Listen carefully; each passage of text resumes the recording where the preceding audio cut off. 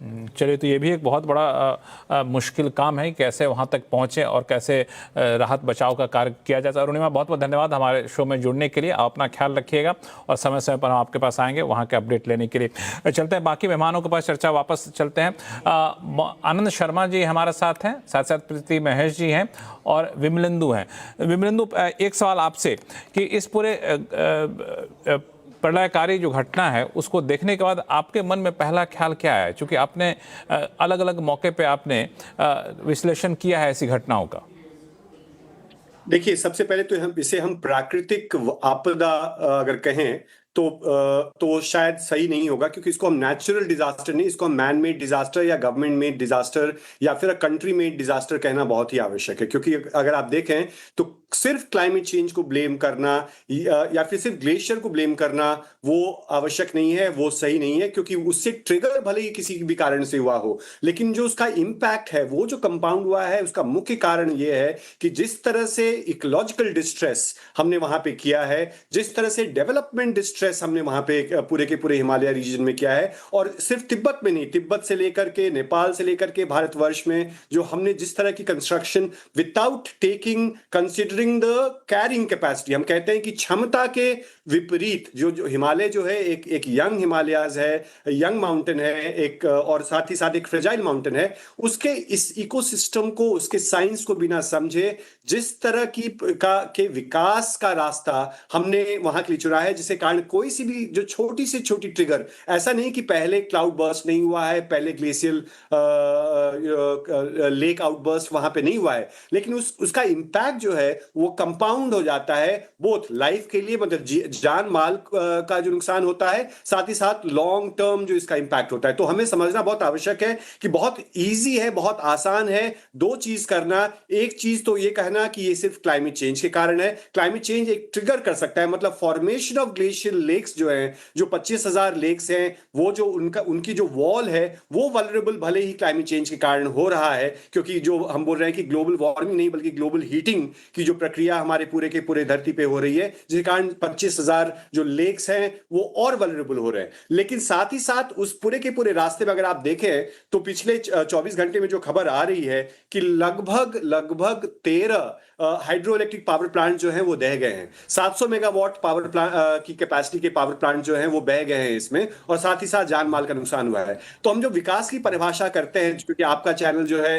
वो पैसों की बात करता है, वाणिज्य की बात करता है, वित्त की बात करता है, अगर वित्तीय दृष्टि से भी अगर हम इस पूरी की पूरी समस्या को देखें, इस पूरी की पूरी घटना को देखें, तो ये बहुत ही एक स्टुपिडिटी मानेंगे कि साल दर साल, मतलब हम अर्ली वार्निंग सिस्टम ठीक है, उसके बारे में भी हम विस्तार से चर्चा करेंगे, लेकिन अर्ली वार्निंग सिस्टम तो हमें पिछले वर्ष भी मिला था धराली में, ऐसी ही घटना धराली में हुई थी पिछले साल। अर्ली वार्निंग सिस्टम मतलब 13 महीने पहले तो इसी एरिया में ऐसी ही घटना हो चुकी थी। तो लेकिन फिर भी अगर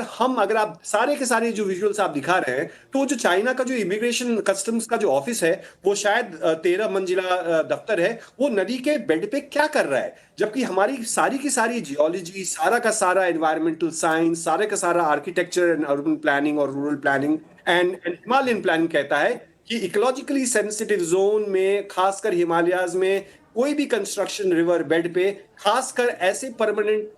कंस्ट्रक्शंस, खासकर जबकि आपको पता है कि आपने खुद जो है लगभग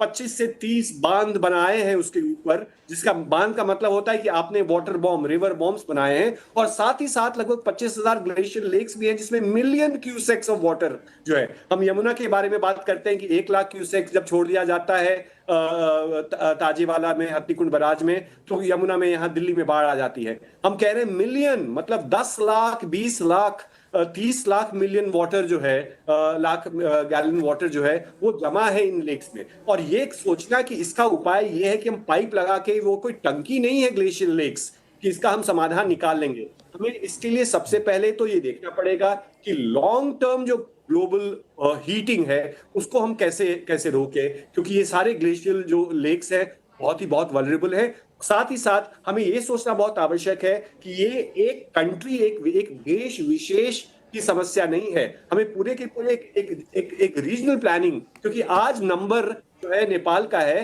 कल नंबर वो भारत का भी हो सकता है, क्योंकि पिछले साल भारत का नंबर आया था। सिक्किम में ऐसी घटना हुई थी। धराली जी के जो अगर आप विजुअल्स आप निकालें, तो जो अरुणिमा कह रही थी कि दलदल के कारण लोग कोई भी रिलीफ मटेरियल नहीं पहुंच पा रहा था, तो धराली में भी वही समस्या थी। तो हमें समझना बहुत आवश्यक है। साथ साथ ये भी देखना है कि जिस तरह से हमारे अर्ली वार्निंग सिस्टम्स, अगर हम अर्ली वार्निंग सिस्टम्स के बारे में बात करें, 30 मिनट के अंदर लगभग 9 मीटर पानी का हाइट जो है वाटर कॉलम बढ़ गया कल के इस घटना में। अब आधे घंटे के अंदर अगर ये घटना बढ़ती है, तो पानी का के बहाव की जो गति है वो किसी वायरलेस और अर्ली वार्निंग सिस्टम की गति से तेज थी। तो आपको ये भी देखना पड़ेगा कि आपके अर्ली वार्निंग सिस्टम्स एक तो फंक्शनल नहीं है, पॉलिटिकली एम्बेडेड है, थर्ड आउटडेटेड है, फोर्थ जो है नेचर जो है, प्रकृति जो है, आपको अर्ली वार्निंग सिस्टम दूसरे प्रकार की देती है। और यहाँ पे आपने देखा कि 30 मिनट के अंदर जो है वो पूरा का पूरा एरिया जो है जलमग्न हो गया है। तो इससे हम सबों को ये समझना हैं। हाँ,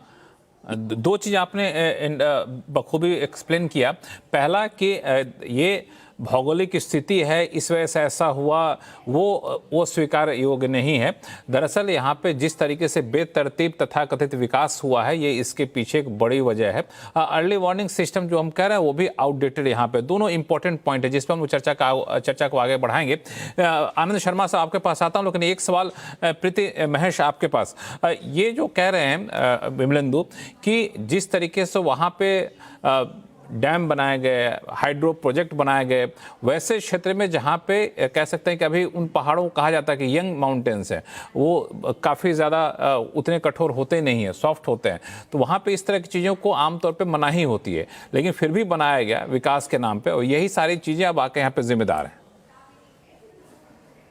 जी बिल्कुल, मैं विमलेंदु जी से बिल्कुल अग्री करती हूँ। हम अक्सर ऐसे इंसिडेंट्स को नेचुरल डिजास्टर कहकर खत्म कर देते हैं, लेकिन हिमालयाज में हमें ये समझना होगा कि जो क्लाइमेट चेंज, फ्रजाइल जियोलॉजी और ह्यूमन इंटरवेंशन, ये सारे एक साथ काम कर रहे हैं। जब हम माउंटेन्स को कट करते हैं, स्लोप्स को डिस्टर्ब करते हैं, रिवर का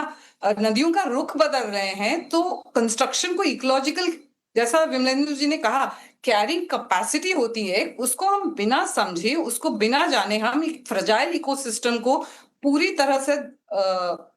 नष्ट कर रहे हैं। मैं ये नहीं कह रही हूँ कि नेपाल में जो डिजास्टर हुआ है उसका